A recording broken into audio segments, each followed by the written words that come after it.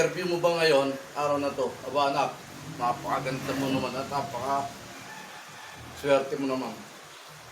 At magagamit mo na yung pinag-aralan. Pagbutihin mo anak ha, sa yung lakad mamaya kay interviewin sa trabaho. Galingan mo. Pakita mo na ikaw may pinag-aralan. Galingan mo pagsagot. Para hindi ba sayang yung pagpunta mo ron at ikaw makasagot ng tama. Hindi ka mahirapan. Kayang-kaya mo na. May pinag-aralan ka at magagamit mo na. Good luck anak ha. Balitaan mo agad ako. Pag ikay na-interview na, alam mo naman ang number ko. Tawagan mo agad ako.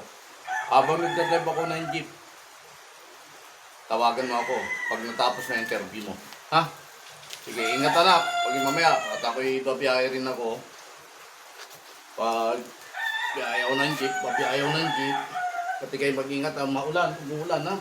Pag tawid-tawid mo, pag sakay-sakay mo, mag-ingat ka. Plus, nagdala ka ng payong. At parang tingin ko yung ulan hindi titigil. Sige na. At ako'y nakabis na. Babiyahe na ako.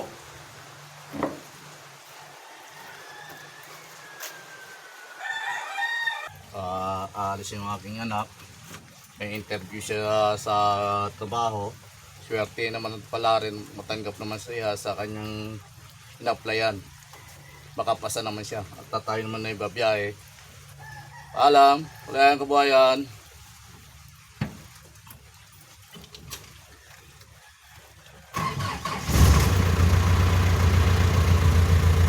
Kape.